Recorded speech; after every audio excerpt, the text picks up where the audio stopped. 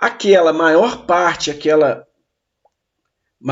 das mulheres que agora com 35 a 39 anos resolvem ter filhos, tem a sua principal causa de morte relacionada com esses fatores que eu vou falar com você aqui. Ó. Então, a idade fértil atual da mulher, né, que é então entre 30 e 34 anos, se depara num contexto social e ecológico, político e de vida, onde a principal causa de morte, olha aqui o que é, a violência. Então, é um fator interessante a gente saber disso. Ou seja, dizendo isso de outro modo, no ano de 2019, a principal causa de morte para mulheres de idade de 30 a 34 anos foi a violência. Isso é ou não é um absurdo? O fato, então, é que a segunda seriam acidentes de trânsito e depois vem o HIV. Olha só, mulheres de 30 a 34 anos morrem por HIV. Fica uma taxa de morte acima do câncer do cérvix uterina, câncer de mama, e aí vem as outras taxas. E essas mulheres gestantes, quando têm as suas mortes relacionadas com o sistema cardiovascular, são eventos de hipertensão, envolvidos, por exemplo, com a pré-eclâmpsia e eclâmpsia, hemorragias graves, principalmente após o parto, infecções normalmente depois do parto, complicações no parto e abortos inseguros. Esses fatores estão relacionados com a maior parte das mortes dessas mulheres gestantes e, portanto, daqueles fatores envolvidos naquela idade que eu mencionei com você. Estudos demonstram que a maior parte, quase 100% dessas mortes por esses fatores ocorre principalmente na África subsaariana e no sul da Ásia. São países em desenvolvimento. Por quê?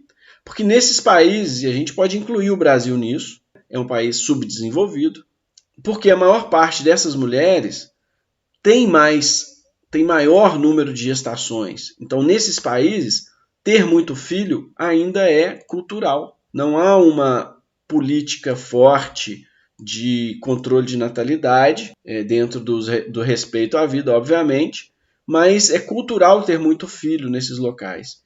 E outra coisa, a média de idade mais baixa para a primeira geração é de mais ou menos 15 anos. Olha só, o que retrata justamente que o corpo da mulher, que nem terminou ainda de desenvolver completamente, já tem uma nova modificação brusca, né? E isso, obviamente, vai trazer complicações. Esses são dois fatores envolvidos com alta taxa de morte relacionados a esses problemas nos países em subdesenvolvimento no mundo, principalmente na África subsaariana e na Ásia. Pelo fato de as gestantes terem agora uma idade acima de 30 anos, né, mais frequentemente no Brasil, como vimos, foi observado um aumento da terapia farmacológica gestacional.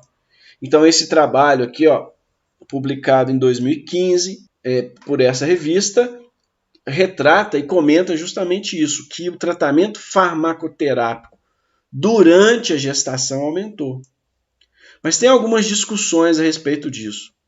Pelo fato da mulher gestante ser principalmente nessa faixa de 30 a 34 anos, quando fica gestante, traz consigo muitas doenças. Consequentemente, a gestação dela acontece ao mesmo tempo com o tratamento de doenças que ela trouxe junto.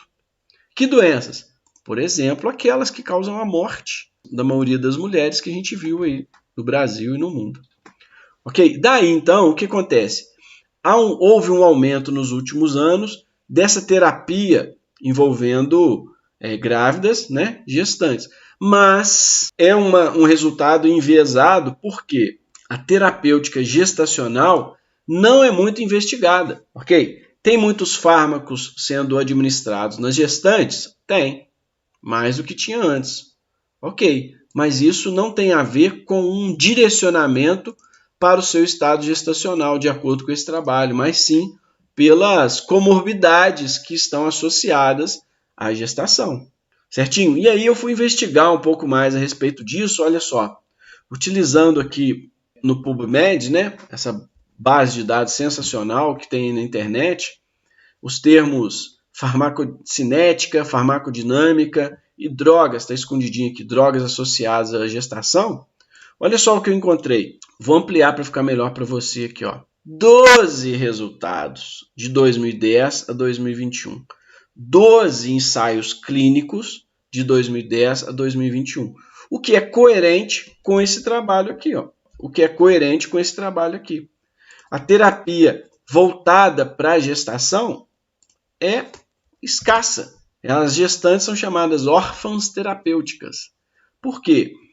Muito pouco trabalho envolvendo a terapêutica, os fatores farmacológicos, mais especificamente farmacocinéticos e farmacodinâmicos, envolvidos exclusivamente com as alterações na gestante. A gente tem aqui, por exemplo, ó, alguns medicamentos que são específicos para aquelas enzimas e que teriam o seu funcionamento mudado, alterado, devido àquelas alterações que eu comentei com vocês nas enzimas metabolizadoras. Então, a nifedipina, que é muito utilizada nas gestantes, e os outros todos aqui, eu não vou detalhar cada um, mas eu quero que você entenda que esses medicamentos são muito utilizados no período gestacional, na maioria das vezes para tratar comorbidades. Eles são em si baseados em estudos feitos com mulheres não gestantes e aplicados à mulher gestante. Olha só como é sério. Então, imagina uma posologia, por exemplo, por nifedipina. Essa posologia foi pesquisada terapeuticamente numa mulher não gestante e aplicada na mulher gestante. Bom, a gente já viu que o organismo é diferente. A gente já viu que a enzima que degrada a nifedipina está aumentada na gestante. Qual a consequência disso? Se essa enzima metabolizadora está aumentada, a nifedipina nela vai ter uma meia-vida reduzida. Então vai ter um tempo de ação menor. E muitas outras consequências relacionadas ao metabolismo. Entendeu? Quando a gente observa isso em outro trabalho, a gente tem, por exemplo, drogas antihipertensivas que são usadas em gestantes e não são adequadas ao estado gestacional. Tá? Então, por exemplo, atenolol, clonidina, diltiazem, furosemida, hidralazina, labetalol, metildopa, metoprolol, nifedipina, sotalol. Essas drogas, de acordo com esse trabalho, têm um ajuste a ser feito. Por exemplo, clonidina. Na gestante, tem que ter a dose aumentada. Ou pequenas doses em intervalos são necessários. Intervalos menores são necessários. Por quê? Olha a justificativa aqui. Porque a clonidina tem uma eliminação, um clearance renal 2 vezes mais alta na gestante. Então deve haver um ajuste posológico. Entendido isso? Cada uma dessas drogas tem o seu ajuste próprio. Isso vale também para anticoagulantes, que são muito utilizados nas gestantes. AS, argatroban, clopidogrel, dabigatran, enoxaparina, fondaparinux, heparina, rivaroxabana, varfarina. A metabolização desses medicamentos, o seu funcionamento é diferente na gestante. E aqui esse trabalho mostra justamente o que deve ser adequado à posologia e aqui nessa coluna justificativa. Para opioides também, ó, alfentanil, codeína, fentanil e outras. O mesmo raciocínio. E também hipnóticos. O índice de depressão em gestantes é muito grande, né? A depressão gestacional. Então, ansiolíticos são muito utilizados, mas o problema é que eles são utilizados, mais uma vez, em doses recomendadas para mulheres não grávidas. Mas a fisiologia toda gestacional é diferente. Diazepam, etomidato, ketamina, midazolam, propofol, tiopental. Esse trabalho mostrou justamente essa adequação através de estudos. E relaxantes musculares também, que não tem muita mudança pela sua estrutura química mesmo, que geralmente são moléculas polares, moléculas de alto peso molecular, e isso acaba não passando para o feto, por exemplo, que é outro fator complicador que já já a gente vai comentar.